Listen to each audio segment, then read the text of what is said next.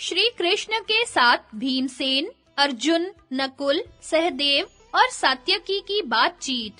भीमसेन ने कहा, मधुसूदन, आप कौरवों से ऐसी ही बातें करें जिनसे वे संधि करने को तैयार हो जाएं। उन्हें युद्ध की बात सुनाकर भयभीत न करें। दुर्योधन बड़ा ही असहनशील, क्रोधी, अदूरदर्शी, निठुर, दूसरों की निंदा करने वाला और हिंसा प्रिय है। वह मर जाएगा किंतु अपनी टेक नहीं छोड़ेगा। जिस प्रकार शरद ऋतु के बाद ग्रीष्म काल आने पर वन दावा अग्नि से जल जाते हैं, वैसे ही दुर्योधन के क्रोध से एक दिन सभी भरतवंशी भस्म हो जाएंगे। केशव, कली, मूदावर्त, जन्मेजय, बहुल, वसु, अजबिंदु, ऋष्यधिक, अर्कज, धौतमूलक, हयग्रीव, वरयु, बाहु, पुरुरवा, सहज, वृषध्वज, धारण, विगाहन और शम, ये 18 राजा ऐसे हुए हैं जिन्होंने अपने ही सजातीय, सुहृद और बंधु बांधवों का संहार कर डाला था। इस समय हम कुरुवंशियों के संहार का समय आया है। इसी से काल गति से यह कुलांगार पापात्मा दुर्योधन उत्पन्न हुआ है। अतः आप जो कुछ कहें, मधुर और कोमल वाणी में धर्म और अर्थ से युक्त उनके हित की ही बातें कहें। साथ ही यह भी ध्यान रखें कि वह बात अधिकतर उसके मन के अनुकूल ही हो। हम सब तो दुर्योधन के नीचे रहकर बड़ी नम्रता पूर्वक उसका अनुसरण करने को भी तैयार हैं। हमारे कारण से भरतवंश का नाश न हो। आप कौरवों की सभा में जाकर हमारे वृद्ध पितामह और अन्यान्य सभासदों से ऐसा करने के लिए ही कहें, जिससे भाई भाइयों में मेल बना रहे और दुर्योधन भी शांत हो जाए। वैशंपायन जी कहते हैं, राजन, भीमसेन के मुख से कभी किसी ने नम्रता की बातें नहीं सुनी थी।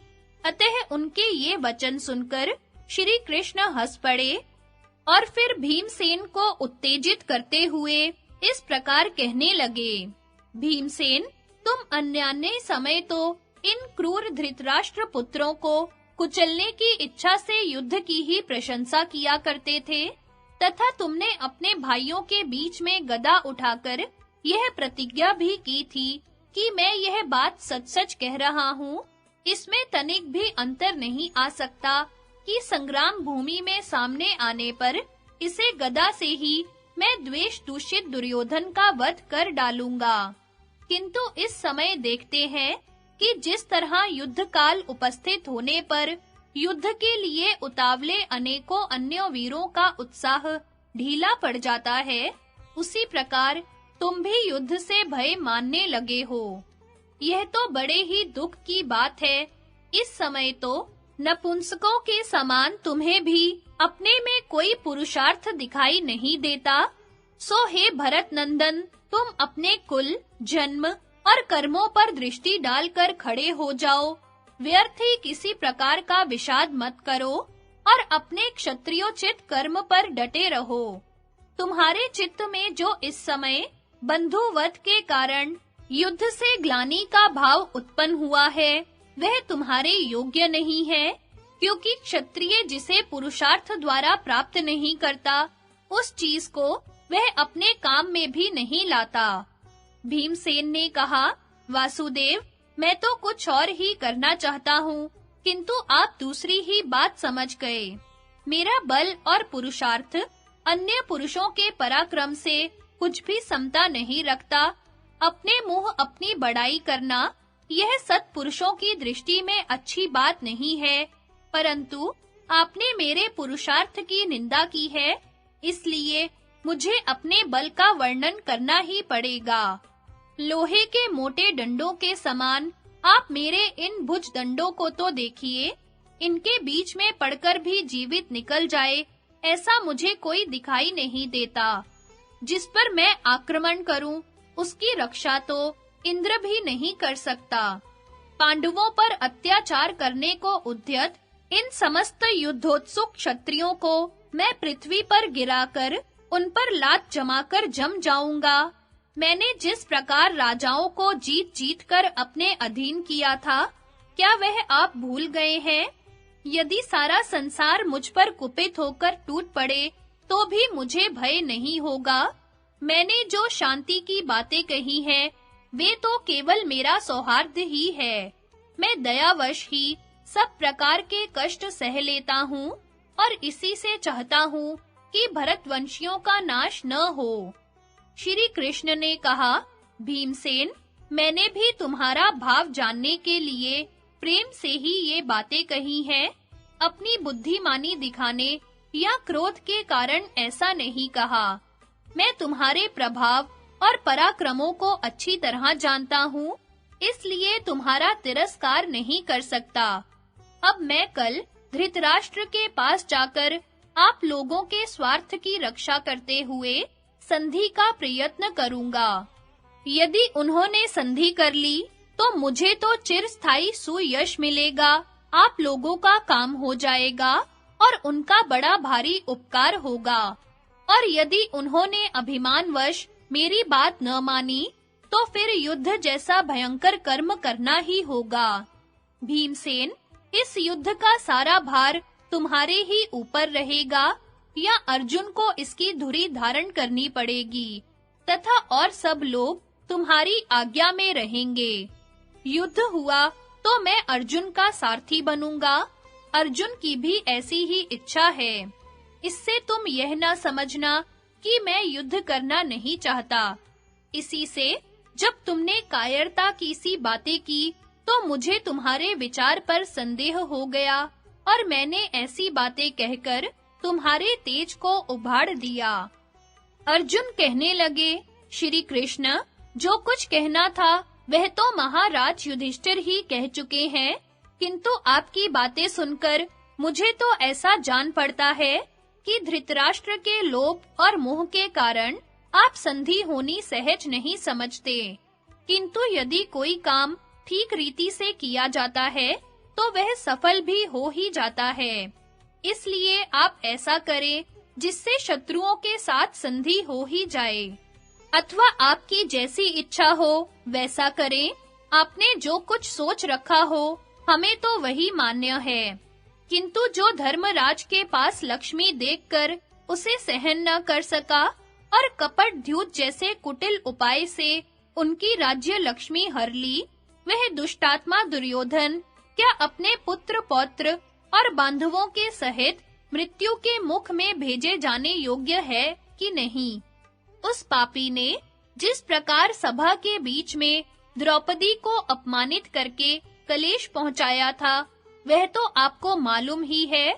हमने तो उसे भी सहन कर लिया, किंतु यह बात मेरी समझ में बिल्कुल नहीं बैठती कि वही दुर्योधन अब पांडवों के साथ अच्छा बर्ताव कर सकेगा। ऊसर भूमि में बोए हुए बीज के अंकुरित होने की भी क्या आशा की जा सकती है? अतः आप जो उचित समझें और जिसमें पांडवों का हित हो, वही काम जल्दी आरंभ कर दें तथा हमें आगे जो कुछ करना हो वह भी बता दें। श्री कृष्ण ने कहा, महाबाहु अर्जुन, तुम जो कुछ कहते हो ठीक है। मैं भी वही काम करूंगा जिसमें कौरव और पांडवों का हित होगा। किंतु प्रारब्ध को बदलना तो मेरे वश की बात भी नहीं है। दुरात्मा दुर्योधन तो धर्म और लोक दोनों को ही तिलांजलि देकर स्वेच्छाचारी हो गया है।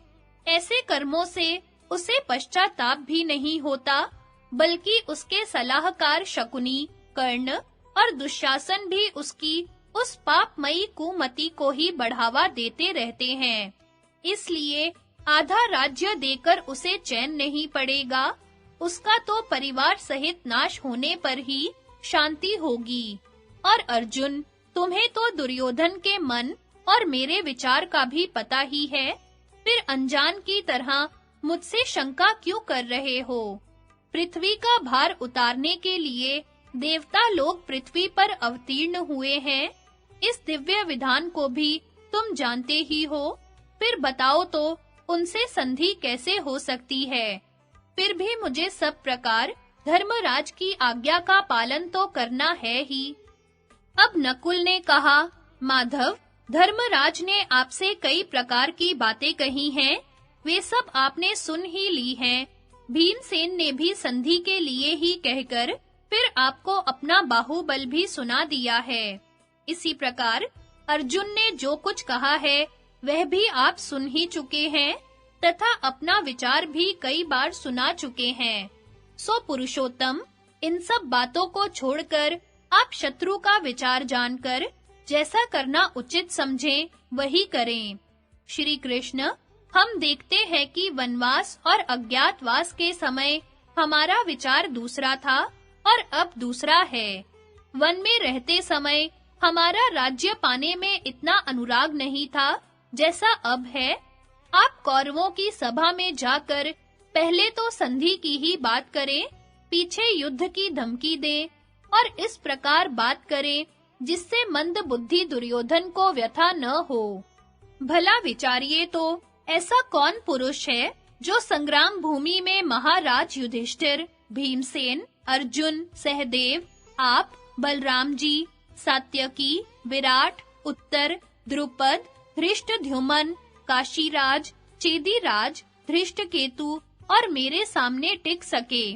आपके कहने पर विदुर, भीष्म, द्रोण और बाहलीक यह बात समझ सकेंगे कि कौरवों का हित किसमें है, और फिर वे राजा धृतराष्ट्र और सलाहकारों के सहित पापी दुर्योधन को समझा देंगे। इसके पश्चात सहदेव ने कहा, महाराज ने जो बात कही है वह तो सनातन धर्म ही है, किंतु आप तो ऐसा प्रयत्न करें जिससे युद्ध ही हो। यदि कौरव लोग संधि करना चाहें तो भी आप उनके साथ युद्ध होने का ही रास्ता निकालें। श्री कृष्ण, सभा में की हुई द्रौपदी की दुर्गति देखकर मुझे दुर्योधन पर जो क्रोध हुआ था वह उसके प्राण लिए बिना कैसे शांत होगा। सात्यकी ने कहा, महाबाहो, महामती सहदेव ने बहुत ठीक कहा है। इनका और मेरा कोप तो दुर्योधन का वध होने पर ही शांत होगा। वीरवर सहदेव ने जो बात कही है वास्तव में वही सब योद्धाओं का मत है। सात्यकी के ऐसा कहते ही वहां बैठे हुए सब योद्धा भयंकर सिंहनाद करने लगे। उन युद्धोत्सुक वीरों ने ठीक है ऐसा कहकर सात्यकी को हर्षित करते हुए सब प्रकार उन्हीं के मत से द्रौपदी की बातचीत तथा उनका हस्तिनापुर के लिए प्रस्थान। वैशंपायन जी कहते हैं, राजन, तब महाराज युधिष्ठिर के धर्म और अर्थयुक्त वचन सुनकर तथा भीमसेन को शांत देखकर द्रुपद नंदिनी कृष्णा सहदेव और सात्यकी की प्रशंसा करती हुई रो कर इस प्रकार कहने लगी, धर्मज्ञ मधुसूदन, दुर्योधन ने जिस प्रकार क्रूरता का आश्रय लेकर पांडवों को राज सुख से वंचित किया था वह तो आपको मालूम ही है, तथा संजय को राजा धृतराष्ट्र ने एकांत में अपना जो विचार सुनाया है वह भी आपसे छिपा नहीं है। इसलिए यदि दुर्योधन हमारा राज्य का भाग दिए बिना ही संधि करना चाहे तो आप उसे किसी प्रकार स्वीकार न करें। इन सृंजय वीरों के साथ पांडव लोग दुर्योधन की रणोन्मत्त सेना से अच्छी तरह मुकाबला कर सकते हैं। साम या दान के द्वारा कौरवों से अपना प्रयोजन सिद्ध होने की कोई आशा नहीं है, इसलिए आप भी उनके प्रति कोई ढील ढाल न करें, क्योंकि जिसे अपनी जीविका को बचाने की इच्छा हो उसे साम या दान से काबू में न आने वाले शत्रु के प्रति दंड का ही प्रयोग करना चाहिए। अतः अच्युत, आपको भी पांडव और सृंजय वीरों को साथ लेकर उन्हें शीघ्र ही बड़ा दंड देना चाहिए। जनार्दन, शास्त्र का मत है कि जो दोष अवध्य का वध करने में है वही वध्य का वध न करने में भी है। अतः आप भी पांडव, यादव और सृंजय वीरों के सहित ऐसा काम करें जिससे यह दोष आपको स्पर्श न कर सके। भला बताइए तो मेरे समान पृथ्वी पर कौन स्त्री है?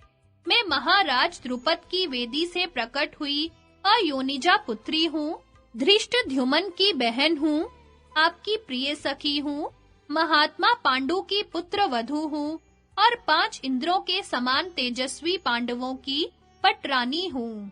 इतनी सम्मानिता होने पर भी मुझे केश पकड़कर सभा में लाया गया और फिर वहीं पांडवों के सामने और आपके जीवित रहते मुझे अपमानित किया गया। हाय, पांडव यादव और पांचाल वीरों के दम में दम रहते मैं इन पापियों की सभा में दासी की दशा में पहुंची गई, किंतु मुझे ऐसी स्थिति में देखकर भी पांडवों को न तो क्रोध ही आया और न इन्होंने कोई चेष्टा ही की। इसलिए मैं तो यही कहती हूँ कि यदि दुर्योधन एक मुहूर्त भी जीवित रहता है, तो अर्जुन की धनुर्धरता और भीमसेन की बलवत्ता को धिक्कार है। अतः यदि आप मुझे अपनी कृपा पात्री समझते हैं और वास्तव में मेरे प्रति आपकी दया दृष्टि है, तो आप धृतराष्ट्र के पुत्रों पर पूरा कोप कीजिए।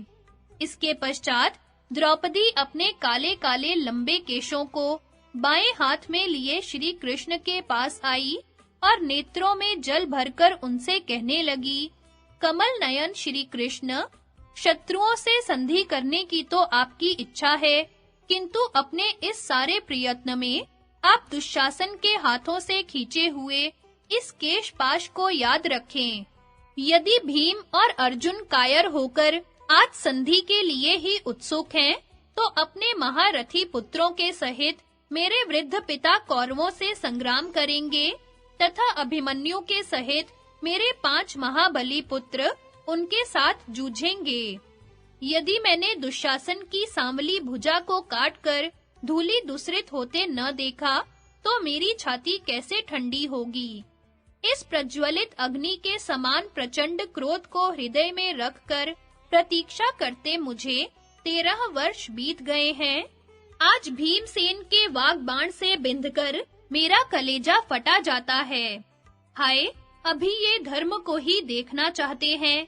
इतना कहकर विशालाक्षी द्रौपदी का कंठ भर आया, आंखों से आंसुओं की झड़ी लग गई, होंठ कांपने लगे और वह फूट-फूट कर रोने लगी। तब विशाल बाहु श्री कृष्ण ने उसे धैर्य बंधाते हुए कहा, कृष्णे, तुम शीघ्र ही कौरवों की स्त्रियों को रुदन करते देखोगी। आज जिन पर तुम्हारा कोप है, उन शत्रुओं के स्वजन, सुहृद और सेना आदि के नष्ट हो जाने पर उनकी स्त्रियां भी इसी प्रकार रोवेंगी। महाराज युधिष्ठिर की आज्ञा से भीम, अर्जुन और नकुल सहदेव के सहित मैं भी ऐसा ही काम करूंगा। यदि काल के वश में पड़े हुए धृतराष्ट्र पुत्र मेरी बात नहीं सुनेंगे, तो युद्ध में मारे जाकर कुत्ते और गीदड़ों के भोजन बनेंगे। तुम निश्चय मानो, हिमालय भले ही अपने स्थान से टल जाए, पृथ्वी के सैकड़ों टुकड़े हो जाएं, तारों से भरा हुआ आकाश टूट पड़े, किंतु मेरी बात झूठी नहीं हो सकती। कृष्णे, अपने आंसुओं को रोको। मैं सच्ची प्रतिज्ञा करके कहता हूँ कि तुम शीघ्र ही शत्रुओं के मारे जाने से अपने पतियों को श्री संपन्न देखोगी। अर्जुन ने कहा, श्री कृष्ण, इस समय सभी कुरुवंशियों के आप ही सबसे बड़े सुहृद हैं। आप दोनों ही पक्षों के संबंधी और प्रिय हैं। इसलिए पांडवों के साथ कौरवों का मेल कराकर आपस में दोनों की संधि भी करा सकते हैं। श्री कृष्ण बोले, वहां जाकर मैं ऐसी ही बातें कहूंगा जो धर्म के अनुकूल होंगी तथा जिनसे हमारा और कौरवों का हित होगा। अच्छा, अब मैं राजा धृतराष्ट्र से मिलने के लिए जाता हूँ। वैशंपायन जी कहते हैं, राजन, श्री कृष्णचंद्र ने शरद ऋतु का अंत होने पर हेमंत का आरंभ होने के समय कार्तिक मास में रेवती नक्षत्र और मैत्र मुहूर्त में यात्रा आरंभ की। उस समय उन्होंने अपने पास बैठे हुए सात्यकी से कहा कि तुम मेरे रथ में शंख, चक्र, गदा, तरकस, शक्ति आदि सभी शस्त्र रख दो। इस प्रकार उनका विचार जानकर सेवक लोग रथ तैयार करने के लिए दौड़ पड़े। उन्होंने नहला धुलाकर शैब्य, सुग्रीव, मेघपुष्प और बलाहक नाम के घोड़ों को रथ में जोता तथा उसकी ध्वजा पर पक्षी राज गरुड़ विराजमान हुए। इसके पश्चात श्री कृष्ण उस पर चढ़ गए तथा सात्यकी को भी अपने साथ बैठा लिया। फिर जब रथ चला तो उसकी घरघराहट से पृथ्वी और आकाश गूंज उठे। इस प्रकार उन्होंने हस्तिनापुर को प्रस्थान किया। भगवान के चलने पर कुंती पुत्र युधिष्ठिर, भीमसेन, अर्जुन, नकुल, सहदेव, चेकितान, चेदीराज, धृष्टकेतु, द्रुपद, काशीराज, शिखंडी, धृष्टद्युम्न पुत्रों के सहित राजा विराट और कैकेयी राज भी उन्हें पहुंचाने को चले। इस समय महाराज युधिष्ठिर ने सर्वगुण संपन्न श्री श्याम सुंदर को हृदय से लगाकर कहा, गोविंद, हमारी जिस अबला माता ने हमें बालकपन से ही पाल पोसकर बड़ा किया है, जो निरंतर उपवास और तप में लगी रहकर हमारे कुशल क्षेम का ही प्रयत्न करती रहती है, तथा जिसका देवता और अतिथियों के सत्कार और गुरुजनों की सेवा में बड़ा अनुराग है, उससे आप कुशल पूछें। उसे हर समय हमारा शोक सालता रहता है। आप हमारे नाम लेकर हमारी ओर से उसे प्रणाम कहें। शत्रुदमन श्री कृष्ण, क्या कभी वह समय आवेगा जब इस दुख से छूटकर हम अपनी दुखिनी माता को कुछ सुख पहुंचा सकेंगे? इसके सिवा राजा धृतराष्ट्र और हमसे वयोवृद्ध राजाओं से तथा भीष्म, द्रोण, कृप, बाहलीक, द्रोणपुत्र अश्वत्थामा, सोमदत्त और अन्यान्य भरतवंशियों से हमारा यथा योग्य अभिवादन कहें एवं कौरवों के प्रधानमंत्री अगाध बुद्धि धर्मज्ञ विदुर जी को मेरी ओर से आलिंगन करें। इतना कहकर महाराज युधिष्ठिर ने श्री कृष्ण की परिक्रमा की और उनसे आज्ञा लेकर लौट आए। फिर रास्ते में चलते-चलते अर्जुन ने कहा, गोविंद, पहले मंत्रणा के समय हम लोगों को आधा राज्य देने की बात हुई थी, उसे सब राजा लोग जानते हैं। अब दुर्योधन ऐसा करने के लिए तैयार हो, तब तो बड़ी अच्छी बात है। उसे भी बहुत बड़ी आपत्ति से छुट्टी मिल जाएगी, और यदि ऐसा न किया तो मैं अवश्य ही उसके पक्ष के समस्त क्षत्रिय वीरों का नाश कर दूंगा। अर्जुन की यह बात सुनकर भीमसेन भी बड़े प्रसन्न हुए और उन्होंने बड़े जोर से सिंहनाद किया। उससे भयभीत होकर बड़े-बड़े धनुर्धर भी कांपने लगे। इस प्रकार श्री कृष्ण को अपना निश्चय सुनाकर उनका आलिंगन कर अर्जुन भी लौट आए। इस तरह सभी राजाओं के लौट जाने पर श्री कृष्ण बड़ी तेजी से हस्तिनापुर की ओर चल दिए। मार्ग में श्री कृष्ण ने रास्ते के दोनों ओर खड़े हुए अनेकों महर्षि देखे। वे सब ब्रह्म तेज से देदीप्यमान थे। उन्हें देखते ही वे तुरंत रथ से उतर पड़े और उन्हें प्रणाम कर बड़े आदर भाव से कहने लगे, कहिए, सब लोकों में कुशल है, धर्म का ठीक-ठीक पालन हो रहा है। आप लोग इस समय किधर जा रहे हैं? आपका क्या कार्य है? मैं आपकी क्या सेवा करूं? आप सब पृथ्वी तल पर किस निमित्त से पधारे हैं? तब श्री परशुराम जी ने श्री कृष्ण को गले लगाकर कहा, यदुपते, ये सब देवऋषि, ब्रह्मऋषि और राजऋषि लोग प्राचीन काल के अनेकों देवता और असुरों को देख चुके हैं। इस समय ये हस्तिनापुर में एकत्रित हुए क्षत्रिय राजाओं को, सभासदों को और आपको देखने के लिए जा रहे हैं। यह सब समारोह अवश्य ही बड़ा दर्शनीय होगा। वहां कौरवों की राजसभा में आप जो धर्म और अर्थ के अनुकूल भाषण करेंगे, उसे सुनने की हमारी इच्छा है। उस सभा में भीष्म, द्रोण और महामती विदुर जैसे महापुरुष तथा आप भी मौजूद होंगे। उस समय हम आपके और उनके दिव्य वचन सुनना चाहते हैं। वे वचन अवश्य ही बड़े हितकर और यथार्थ होंगे। वीरवर, आप पधारिए, हम सभा में ही आपके दर्शन करेंगे। राजन, देवकी नंदन श्री कृष्णचंद्र के हस्तिनापुर जाते समय 10 महारथी, 1000 पैदल, 1000 घुड़सवार, बहुत सी भोजन सामग्री और सैकड़ों सेवक भी उनके साथ थे। उनके चलते समय जो शकुन और अपशकुन हुए, उन्हें मैं सुनाता हूँ। उस समय बिना ही बादलों के बड़ी भीषण गर्जना और बिजली की कड़क हुई तथा वर्षा होने लगी। पूर्व दिशा की ओर बहने वाली 6 नदियां और समुद्र ये उल्टे बहने लगे। सब दिशाएं ऐसी अनिश्चित हो गई कि कुछ पता ही न लगता था। किंतु मार्ग में जहां-जहां श्री कृष्ण चलते थे, वहां बड़ा सुखप्रद वायु चलता था और शकुन भी अच्छे ही होते थे। जहां-तहां सहस्त्रों ब्राह्मण उनकी स्तुति करते तथा मधुपर्क और अनेकों मांगलिक द्रव्यों से सत्कार करते थे। इस प्रकार मार्ग में अनेकों पशु और ग्रामों को देखते तथा अनेकों नगर और राष्ट्रों को लांघते वे परम रमणीय शाल्य वन नामक स्थान में पहुंचे। वहां के निवासियों ने श्री कृष्ण चंद्र का बड़ा आतिथ्य सत्कार किया। इसके पश्चात सायंकाल में जब अस्त होते हुए सूर्य की किरणें सब ओर फैल रही थी, वे वृक्षस्थल नाम के गांव में पहुंचे। वहां उन्होंने रथ से उतरकर नियमानुसार शौच आदि नित्य कर्म किया और रथ छोड़ने की आज्ञा देकर संध्या वंदन किया। दारुक ने घोड़े छोड़ दिए। फिर भगवान ने वहां के निवासियों से कहा कि हम राजा युधिष्ठिर के काम से जा रहे हैं और आज रात को यहीं ठहरेंगे। उनका ऐसा विचार जानकर ग्रामवासियों ने ठहरने का प्रबंध कर दिया और एक क्षण में ही खान-पान की उत्तम सामग्री जुटा दी। फिर उस गांव में जो प्रधान ब्राह्मण थे, उन्होंने आकर आशीर्वाद और मांगलिक वचन कहते हुए उनका विधिवत सत्कार किया।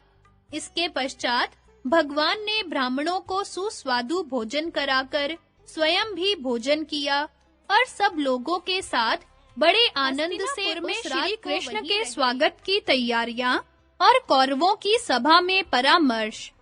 वैशंपायन जी कहते हैं, इधर जब दूतों के द्वारा राजा धृतराष्ट्र को पता लगा कि श्री कृष्ण आ रहे हैं, तो उन्हें हर्ष से रोमांच हो आया और उन्होंने बड़े आदर से भीष्म, द्रोण, संजय, विदुर, दुर्योधन और उसके मंत्रियों से कहा, सुना है पांडवों के काम से हमसे मिलने के लिए श्री कृष्ण आ रहे हैं। वे सब प्रकार से हमारे माननीय और पूज्य हैं। सारे लोक व्यवहार उन्हीं में अधिष्ठित हैं, क्योंकि वे समस्त प्राणियों के ईश्वर हैं। उनमें धैर्य, वीर्य, प्रज्ञा और ओज सभी गुण हैं। वे सनातन धर्म रूप हैं, इसलिए सब प्रकार के सम्मान के योग्य हैं। उनका सत्कार करने में ही सुख है। असत्कृत होने पर वे दुख के निमित्त बन जाते हैं। यदि हमारे सत्कार से वे संतुष्ट हो गए, तो समस्त राजाओं के समान हमारे सभी अभीष्ट सिद्ध हो जाएंगे। दुर्योधन, तुम उनके स्वागत सत्कार की आज से ही तैयारी करो और रास्ते में सब प्रकार की आवश्यक सामग्री से संपन्न विश्राम स्थान बनाओ। तुम ऐसा उपाय करो जिससे श्री कृष्ण तुम्हारे ऊपर प्रसन्न हो जाएं। भीष्म जी, इस विषय में आपकी क्या सम्मति है? तब भीष्म आदि सभी सभासदों ने राजा धृतराष्ट्र के कथन की प्रशंसा की और कहा कि आपका विचार बहुत ठीक है।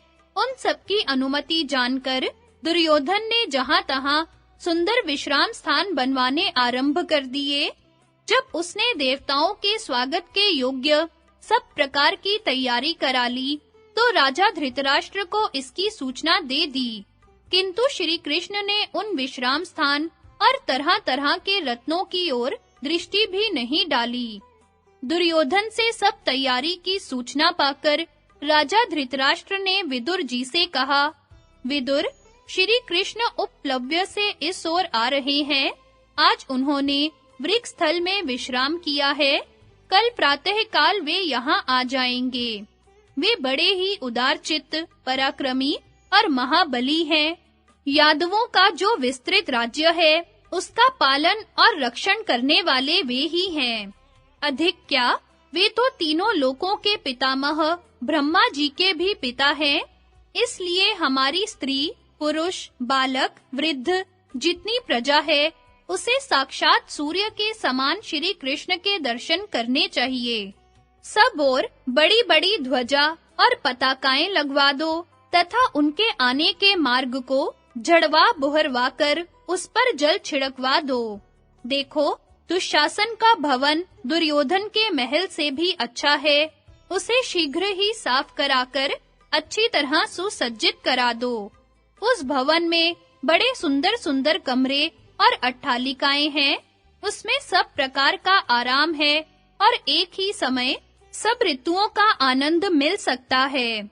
मेरे और दुर्योधन के महलों में भी जो बढ़िया चीजें हैं, वे सब उसी में सजा दो तथा उनमें से जो पदार्थ श्री कृष्ण के योग्य हो, वे अवश्य उनकी भेंट कर दो।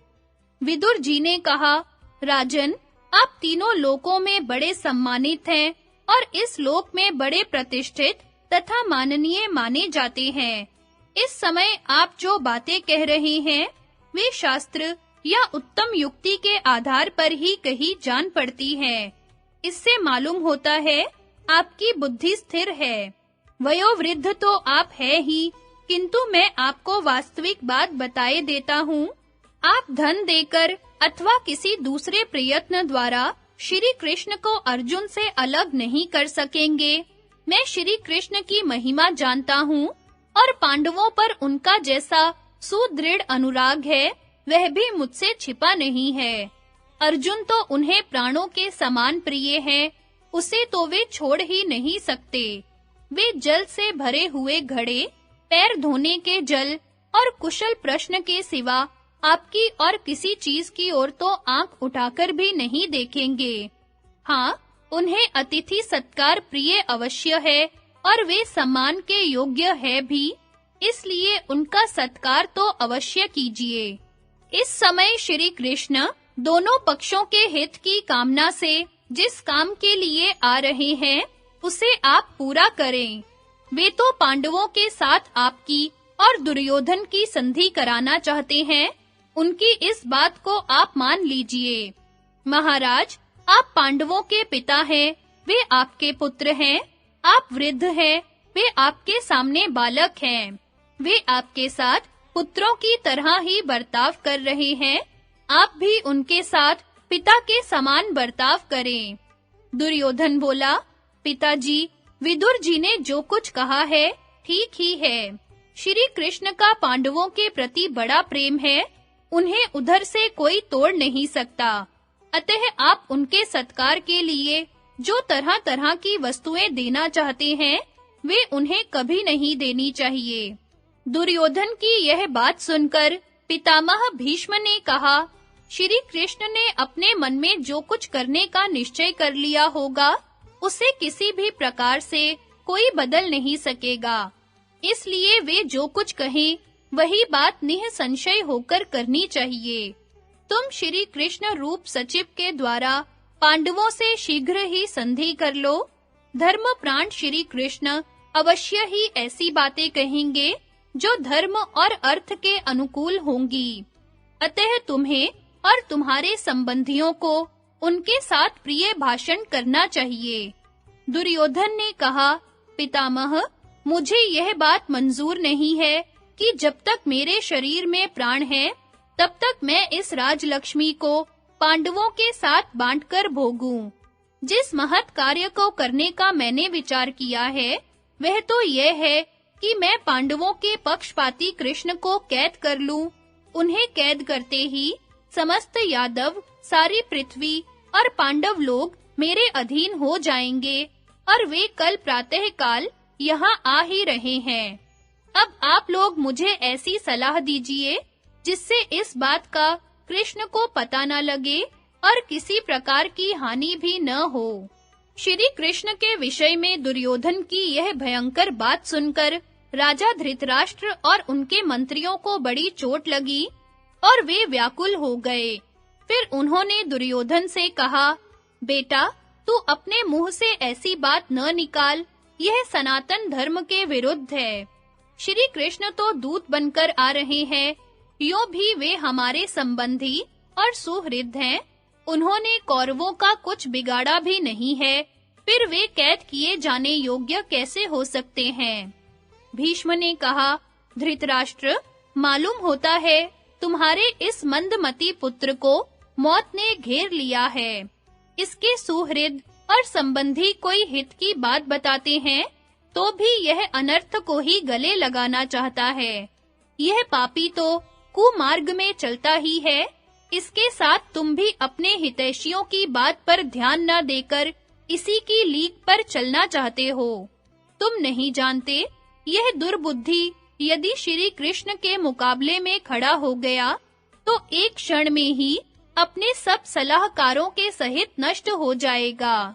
इस पापी ने धर्म को तो एकदम तिलांजलि दे दी है। इसका हृदय बड़ा ही कठोर है।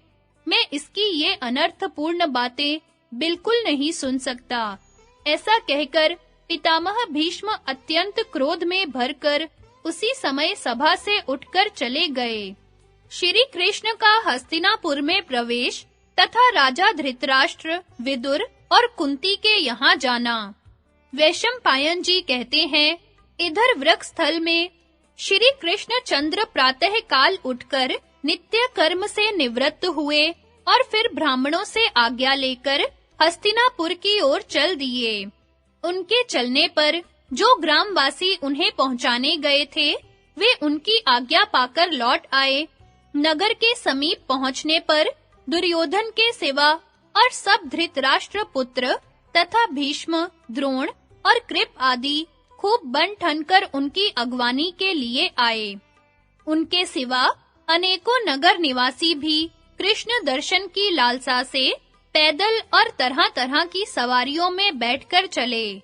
रास्ते में ही भीष्म, द्रोण और सब धृतराष्ट्र पुत्रों से भगवान का समागम हो गया और उनसे घिरकर उन्होंने हस्तिनापुर में प्रवेश किया।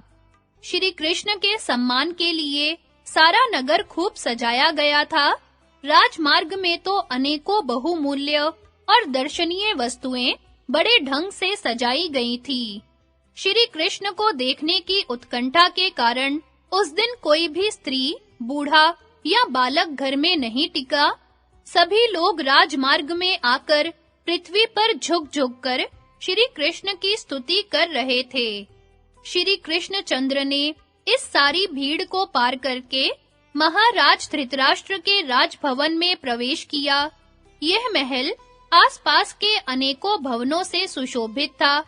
इसमें 3 ड्योढ़ियां थी। उन्हें लांघकर श्री कृष्ण राजा धृतराष्ट्र के पास पहुंच गए। श्री यदुनाथ के पहुंचते ही कुरुराज धृतराष्ट्र, भीष्म, द्रोण आदि सभी सभासदों के सहित खड़े हो गए। उस समय कृपाचार्य, सोमदत्त और बाहलीक ने भी अपने आसनों से उठकर श्री कृष्ण का सत्कार किया। श्री कृष्ण ने राजा धृतराष्ट्र और पितामह भीष्म के पास जाकर वाणी द्वारा उनका सत्कार किया। इस प्रकार उनकी धर्मानुसार पूजा कर वे क्रमशः सभी राजाओं से मिले और आयु के अनुसार उनका यथा योग्य सम्मान किया। श्री कृष्ण के लिए वहां एक सुंदर सुवर्ण का सिंहासन रखा हुआ था। राजा धृतराष्ट्र की आज्ञा से वे उस पर विराज गए। महाराज धृतराष्ट्र ने भी उनका विधिवत पूजन करके सत्कार किया। इसके पश्चात कुरुराज से आज्ञा लेकर वे विदुर जी के भव्य भवन में आए। विदुर जी ने सब प्रकार की मांगलिक वस्तुएं लेकर उनकी अगवानी की और अपने घर लाकर उनका पूजन किया। फिर वे कहने लगे, कमल नयन, आज आपके दर्शन करके मुझे जैसा आनंद हो रहा है, वह मैं आपसे किस प्रकार कहूँ। आप तो समस्त देहधारियों के अंतरात्मा ही हैं। अतिथि सत्कार हो जाने पर धर्मज्ञ विदुर जी ने भगवान से पांडवों की कुशल पूछी। विदुर जी पांडवों के प्रेमी तथा धर्म और अर्थ में तत्पर रहने वाले थे। क्रोध तो उन्हें स्पर्श भी नहीं करता था। अतः श्री कृष्ण ने पांडव लोग जो कुछ करना चाहते थे, वे सब बातें उन्हें विस्तार से सुना दी। इसके बाद दोपहरी बीतने पर भगवान कृष्ण अपनी बुआ कुंती के पास गए। श्री कृष्ण को आए देख वह उनके गले से चिपट गई और अपने पुत्रों को याद करके रोने लगी। आज पांडवों के सहचर श्री कृष्ण को भी उसने बहुत दिनों पर देखा था, इसलिए उन्हें देखकर उसकी आंखों से आंसुओं की झड़ी लग गई। जब अतिथि सत्कार हो जाने पर श्री श्याम सुंदर बैठ गए, तो कुंती ने गदगद कंठ होकर कहा, माधव, मेरे पुत्र बचपन से ही गुरुजनों की सेवा करने वाले थे। उनका आपस में बड़ा स्नेह था। दूसरे लोग उनका आदर करते थे और वे भी सबके प्रति समान भाव रखते थे। किंतु इन कौरवों ने कपट पूर्वक उन्हें राज्यच्युत कर दिया और अनेकों मनुष्यों के बीच में रहने योग्य होने पर भी वे निर्जन वन में भटकते रहे। वे हर्ष शोक को वश में कर चुके थे, ब्राह्मणों की सेवा करते थे और सर्वदा सत्य भाषण करते थे।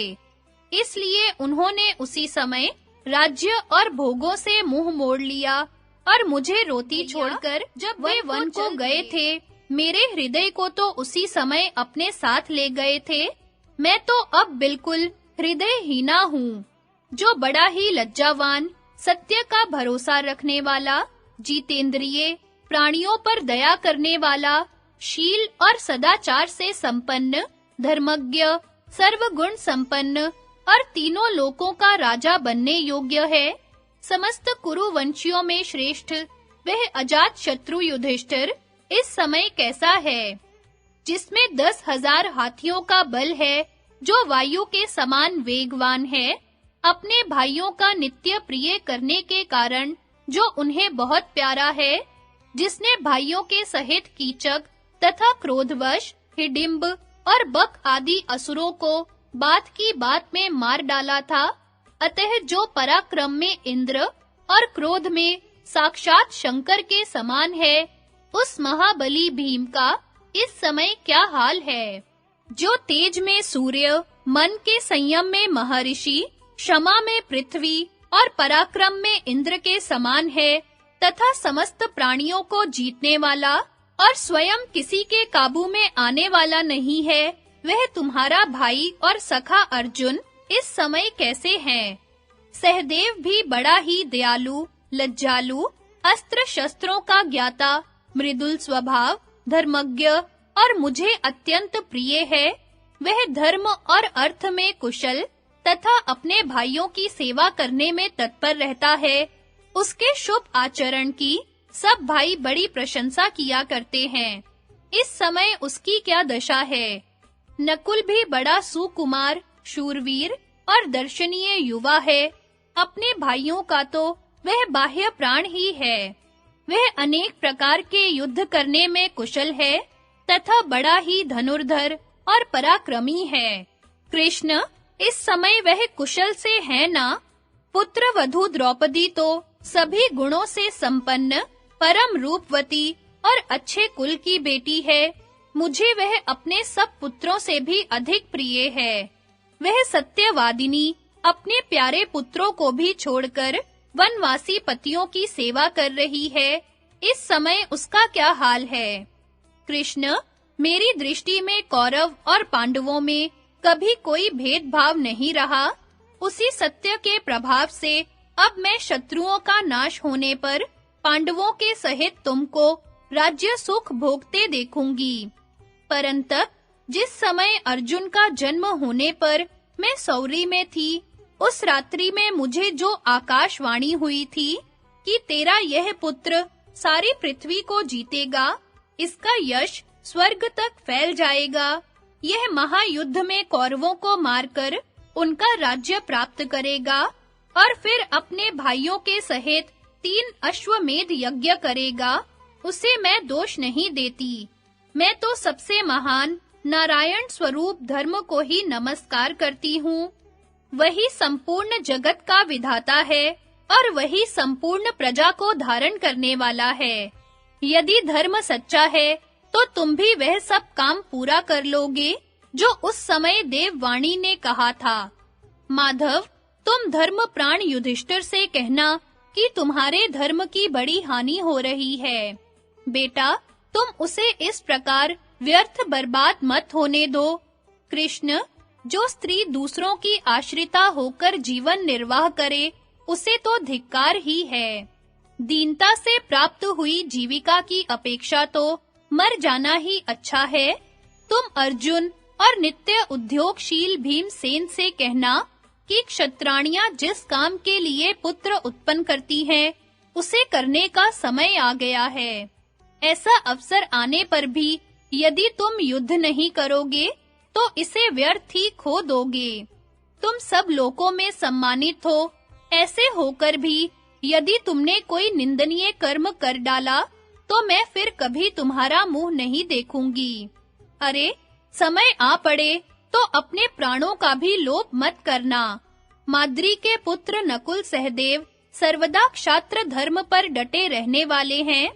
उनसे कहना कि प्राणों की बाजी लगाकर भी अपने पराक्रम से प्राप्त हुए भोगों की ही इच्छा करना, क्योंकि जो मनुष्य क्षात्र धर्म के अनुसार अपना जीवन व्यतीत करता है, उसके मन को पराक्रम से प्राप्त किए हुए भोग ही सुख पहुंचा सकते हैं। शत्रुओं ने राज्य छीन लिया, यह कोई दुख की बात नहीं है। जुए में हारना भी दुख का कारण नहीं है। मेरे पुत्रों को वन में रहना पड़ा, इसका भी मुझे कोई दुख नहीं है। किंतु इससे बढ़कर दुख की और कौन बात हो सकती है कि मेरी युवती पुत्र वधू को, जो केवल एक ही वस्त्र पहने हुए थी, घसीटकर सभा में लाया गया और उसे उन पापियों के कठोर वचन सुनने पड़े। अपने वीर पतियों की उपस्थिति में भी वह क्षत्राणी अनाथा सी हो गई। पुरुषोत्तम, मैं पुत्रवती हूँ, इसके सिवा मुझे तुम्हारा, बलराम का और प्रद्युमन का भी पूरा आश्रय है, फिर भी मैं ऐसे दुख भोग रही हूँ। हाय, दुर्धर्ष भीम और युद्ध से पीठ न फेरने वाले अर्जुन के रहते मेरी यह दशा। कुंती पुत्रों के दुख से अत्यंत व्याकुल थी। उसकी ऐसी बातें सुनकर श्री कृष्ण कहने लगे, बुआ जी, तुम्हारे समान सौभाग्यवती और कौन स्त्री होगी? तुम राजा शूरसेन की पुत्री हो और महाराज अजमेर के वंश में विवाही गई हो। तुम सब प्रकार के शुभ गुणों से संपन्न हो और अपने पति देव से भी तुमने बड़ा सम्मान पाया है।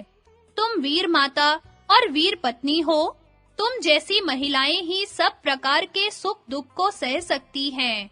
पांडव लोग निद्रा तंद्रा, क्रोध हर्ष, क्षुधा पिपासा, शीत घाम, इन सबको जीतकर वीरोचित आनंद का भोग करते हैं। उन्होंने और द्रौपदी ने आपको प्रणाम कहलाया है और अपनी कुशल कहकर तुम्हारा कुशल समाचार पूछा है। तुम शीघ्र ही पांडवों को निरोग और सफल मनोरथ देखोगी। उनके सारे शत्रु मारे जाएंगे और वे संपूर्ण लोकों का आधिपत्य पाकर राजलक्ष्मी से सुशोभित होंगे। श्री कृष्ण के इस प्रकार ढाढ़स बंधाने पर कुंती ने अपने अज्ञान जनित मोह को दूर करके कहा, कृष्ण, पांडवों के लिए जो हित की बात हो और उसे जिस प्रकार तुम करना चाहो, उसी प्रकार करना, जिससे कि धर्म का लोप न हो और कपट का आश्रय न लेना पड़े। मैं तुम्हारे सत्य और कुल के प्रभाव को अच्छी तरह जानती हूँ। अपने मित्रों का काम करने में तुम जिस बुद्धि और पराक्रम से काम लेते हो, वे भी मुझसे छिपे नहीं हैं। हमारे कुल में तुम मूर्तिमान, धर्म, सत्य और तप ही हो। तुम सबकी रक्षा करने वाले हो। तुम ही पर ब्रह्म हो और तुम में ही यह सारा प्रपंच अधिष्ठित है। तुम जैसा कह रहे हो, तुम्हारे द्वारा वह बात उसी प्रकार सत्य होकर रहेगी। इसके पश्चात महाबाहु श्री कृष्ण कुंती से आज्ञा ले उसकी प्रदक्षिणा करके दुर्योधन के महल की ओर गए। राजा दुर्योधन का निमंत्रण छोड़कर भगवान का विदुर जी के यहाँ भोजन तथा उनसे बातचीत करना। वैशंपायन जी कहते हैं, राजन, श्री कृष्ण के पहुंचते ही दुर्योधन अपने मंत्रियों सहित आसन से खड़ा हो गया। भगवान दुर्योधन और उसके मंत्रियों से मिलकर फिर वहां एकत्रित हुए सब राजाओं से उनकी आयु के अनुसार मिले। इसके पश्चात वे एक अत्यंत विशद सुवर्ण के पलंग पर बैठ गए। स्वागत सत्कार के अनंतर राजा दुर्योधन ने भोजन के लिए प्रार्थना की, किंतु श्री कृष्ण ने उसे स्वीकार नहीं किया। तब दुर्योधन ने श्री कृष्ण से आरंभ में मधुर किंतु परिणाम में शठता से भरे हुए शब्दों में कहा, जनार्दन, हम आपको जो अच्छे-अच्छे खाद्य और पेय पदार्थ तथा वस्त्र और शैयाएं भेंट कर रहे हैं, उन्हें आप स्वीकार क्यों नहीं करते? आपने तो दोनों ही पक्षों को सहायता दी है और आप हित भी दोनों का ही करना चाहते हैं। इसके सिवा आप महाराज धृतराष्ट्र के संबंधी और प्रिय भी हैं। धर्म और अर्थ का रहस्य भी आप अच्छी तरह जानते हैं, अतः इसका क्या कारण है, यह मैं सुनना चाहता हूँ। दुर्योधन के इस प्रकार पूछने पर महामना मधुसूदन ने अपनी विशाल भुजा उठाकर मेघ के समान गंभीर वाणी से कहा, राजन, ऐसा नियम है कि दूत अपना उद्देश्य पूर्ण होने पर ही भोजन आदि ग्रहण करते हैं। अतः जब मेरा काम पूरा हो जाए, तब तुम भी मेरा और मेरे मंत्रियों का सत्कार करना। मैं काम, क्रोध, द्वेष, स्वार्थ, कपट अथवा लोभ में पड़कर धर्म को किसी प्रकार नहीं छोड़ सकता। भोजन या तो प्रेमवश किया जाता है या आपत्ति में पड़कर किया जाता है। सो तुम्हारा तो मेरे प्रति प्रेम नहीं है और मैं किसी आपत्ति में ग्रस्त नहीं हूँ। देखो, पांडव तो तुम्हारे भाई ही हैं। वे सदा अपने स्नेहियों के अनुकूल रहते हैं और उनमें सभी सद्गुण विद्यमान हैं। फिर भी तुम बिना कारण जन्म से ही उनसे द्वेष करते हो। उनके साथ द्वेष करना ठीक नहीं है। वे तो सर्वदा अपने धर्म में स्थित रहते हैं। उनसे जो द्वेष करता है, वह तो मुझसे भी द्वेष करता है, और जो उनके अनुकूल है, वह मेरे भी अनुकूल है। धर्मात्मा पांडवों के साथ तो तुम मुझे एक रूप हुआ ही समझो। जो पुरुष काम और क्रोध का गुलाम है तथा मूर्खतावश गुणवानों से विरोध और द्वेष करता है, उसी को अधम कहते हैं। तुम्हारे इस सारे अन्न का संबंध दुष्ट पुरुषों से है, इसलिए यह खाने योग्य नहीं है। मेरा तो यही विचार है कि मुझे केवल विदुर जी का अन्न कहकर श्री कृष्ण उसके महल से निकलकर विदुर जी के घर आ गए। विदुर जी के घर पर ही उनसे मिलने के लिए भीष्म, द्रोण, कृप, बहलीक तथा कुछ अन्य कुरुवंशीय आए। उन्होंने कहा, वार्ष्णेय, हम आपको उत्तम पदार्थों से पूर्ण अनेकों भवन समर्पित करते हैं, वहां चलकर आप विश्राम कीजिए। उनसे श्री मधुसूदन ने कहा, आप सब लोग पधारें, आप मेरा सब प्रकार सत्कार कर चुके। कौरवों के चले जाने पर विदुर जी ने बड़े उत्साह से श्री कृष्ण का पूजन किया। फिर उन्होंने उन्हें अनेक प्रकार के उत्तम और गुण युक्त भोज्य और पेय पदार्थ दिए। उन पदार्थों से श्री कृष्ण ने पहले ब्राह्मणों को तृप्त किया और फिर अपने अनुयायियों के साथ बैठकर स्वयं भोजन किया। जब भोजन के पश्चात भगवान विश्राम करने लगे, तो रात्रि के समय विदुर जी ने उनसे कहा, केशव, आप यहाँ आए, यह विचार आपने ठीक नहीं किया। मंदमती दुर्योधन धर्म और अर्थ दोनों को ही छोड़ बैठा है। वह क्रोधी और गुरुजनों की आज्ञा का उल्लंघन करने वाला है। धर्म शास्त्र को तो वह कुछ समझता ही नहीं, अपनी ही हठ रखता है। उसे किसी सन्मार्ग में ले जाना असंभव है। वह विषयों का कीड़ा, अपने को बड़ा बुद्धिमान मानने वाला, मित्रों से द्रोह करने वाला, सभी को शंका की दृष्टि से देखने वाला, कृतघ्न और बुद्धिहीन है। इसके सिवा उसमें और भी अनेकों दोष हैं। आप उससे हित की बात कहेंगे तो भी वह क्रोधवश कुछ सुनेगा नहीं। भीष्म, द्रोण, कृप, कर्ण, अश्वत्थामा और जयद्रथ के कारण उसे इस राज्य को स्वयं ही हड़प जाने का पूरा भरोसा है। इसलिए उसे संधि करने का विचार ही नहीं होता।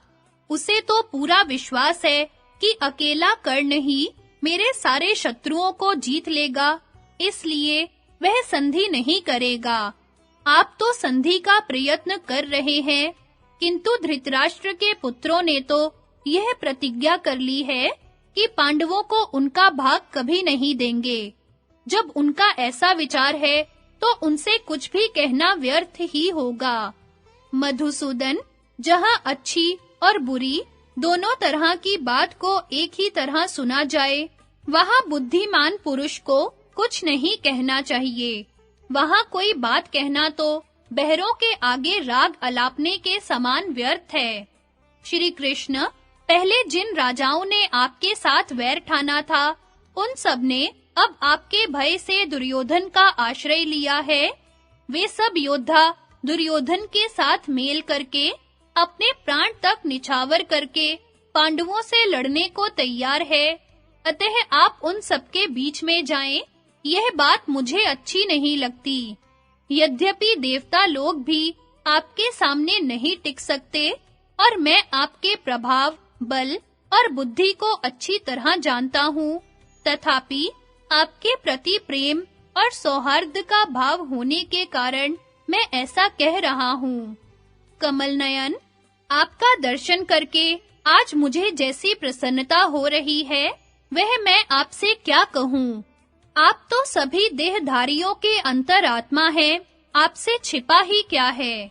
श्री कृष्ण ने कहा, विदुर जी, एक महान बुद्धिमान को जैसी बात कहनी चाहिए और मुझ जैसे प्रेम पात्र से आपको जो कुछ कहना चाहिए, तथा आपके मुख से जैसा धर्म और अर्थ से युक्त सत्य वचन निकलना चाहिए, वैसी ही बात आपने माता-पिता के समान स्नेहवश कही है।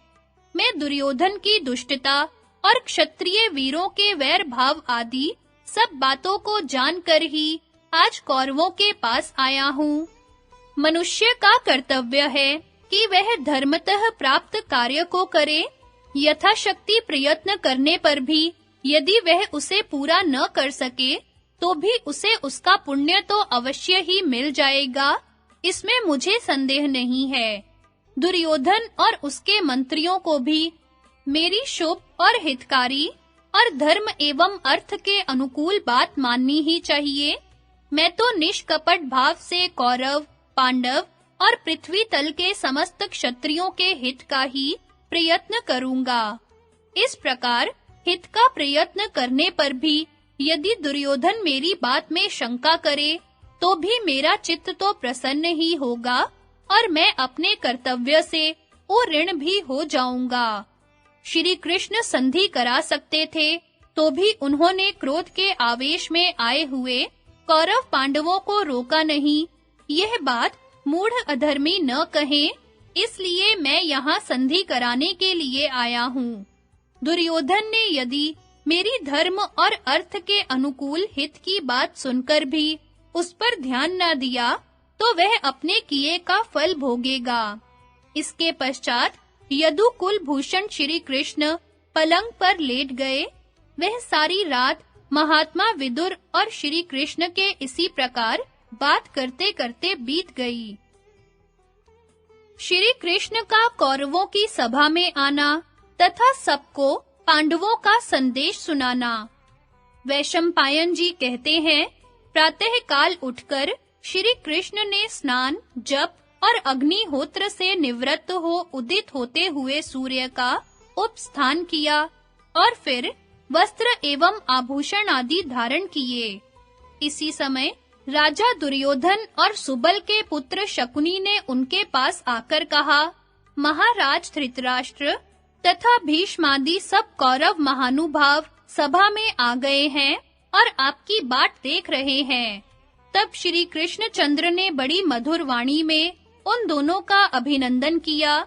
इसके पश्चात सारथी ने आकर श्री कृष्ण के चरणों में प्रणाम किया और उनका उत्तम घोड़ों से जुता हुआ शुभ्र रथ लाकर खड़ा कर दिया।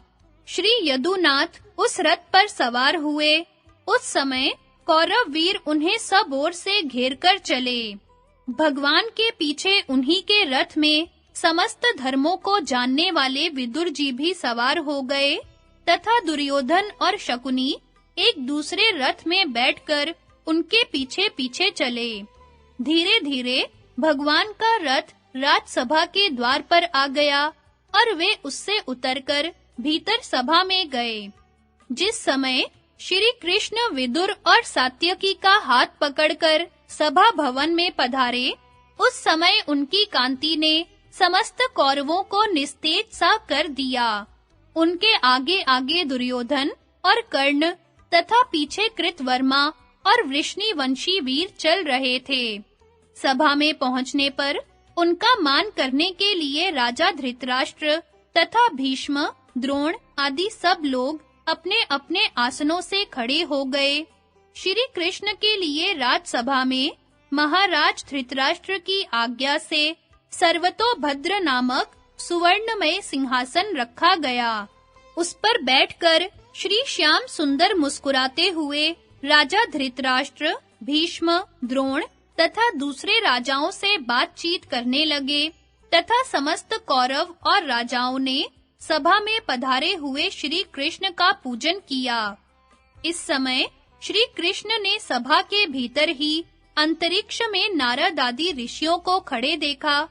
तब उन्होंने धीरे से शांतनु नंदन भीष्म जी से कहा, इस राजसभा को देखने के लिए ऋषि लोग आए हुए हैं, उनका आसन आदि देकर बड़े सत्कार से आवाहन कीजिए। उनके बिना बैठे यहाँ कोई भी बैठ नहीं सकेगा। इन शुद्ध चित्त मुनियों की शीघ्र ही पूजा कीजिए।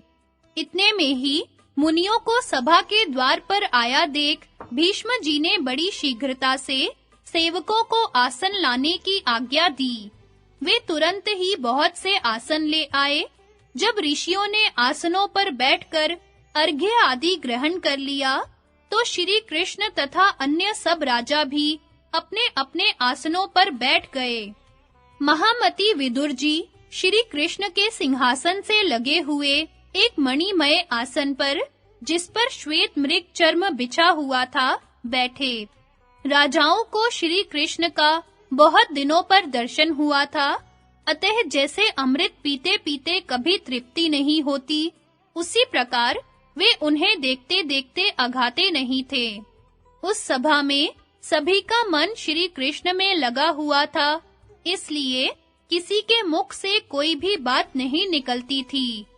जब सभा में सब राजा मौन होकर बैठ गए, तो श्री कृष्ण ने महाराज धृतराष्ट्र की ओर देखते हुए बड़ी गंभीर वाणी में कहा, राजन, मेरे यहाँ आने का उद्देश्य यह है कि क्षत्रिय वीरों का संहार हुए बिना ही कौरव और पांडवों में संधि हो जाए। इस समय राजाओं में कुरु वंश ही सबसे श्रेष्ठ माना जाता है। इसमें शास्त्र और सदाचार का सम्यक आदर है तथा और भी अनेकों शुभ गुण हैं। अन्य राज्य वंशों की अपेक्षा कुरु वंशियों में कृपा, दया, करुणा, मृदुता, सरलता, क्षमा और सत्य ये विशेष रूप से पाए जाते हैं। इस प्रकार के गुणों से गौरवान्वित इस वंश में आपके कारण यदि कोई अनुचित बात हो तो यह उचित नहीं है। यदि कौरवों में गुप्त या प्रकट रूप से कोई असद्व्यवहार होता है तो उसे रोकना तो आपका ही काम है। दुर्योधन आदि आपके पुत्र धर्म और अर्थ की ओर से मुंह फेर कर क्रूर पुरुषों के से आचरण करते हैं। अपने खास भाइयों के साथ इनका अशिष्ट पुरुषों का सा आचरण है तथा चित्त पर लोभ का भूत सवार हो जाने से इन्होंने धर्म की मर्यादा को एकदम छोड़ दिया है। ये सब बातें आपको मालूम ही है। यह भयंकर आपत्ति इस समय कौरवों पर ही आई है और यदि इसकी उपेक्षा की गई तो यह सारी पृथ्वी को चौपट कर देगी। यदि आप अपने कुल को नाश से बचाना चाहें तो अब भी इसका निवारण किया जा सकता है। मेरे विचार से इन दोनों पक्षों में संधि होनी बहुत कठिन नहीं है। इस समय शांति कराना आपके और मेरे ही हाथ में है। आप अपने पुत्रों को मर्यादा में रखिए और मैं पांडवों को नियम में रखूंगा। आपके पुत्रों को अपने बाल बच्चों सहित आपकी आज्ञा में रहना ही चाहिए। यदि ये आपकी आज्ञा में रहेंगे तो इनका बड़ा भारी हित हो सकता है। महाराज, आप पांडवों की रक्षा में रहकर धर्म और अर्थ का अनुष्ठान कीजिए। आपको ऐसे रक्षक प्रयत्न करने पर भी नहीं मिल सकते। भरत श्रेष्ठ, जिनके अंदर भीष्म, द्रोण, कृप, कर्ण, विविंशति, अश्वत्थामा, विकर्ण, सोमदत्त, बाहलीक, युधिष्ठिर, भीमसेन, अर्जुन, नकुल, सहदेव, सात्यकी और युयुत्सु जैसे वीर हो, उनसे युद्ध करने की किस बुद्धिहीन की हिम्मत हो सकती है?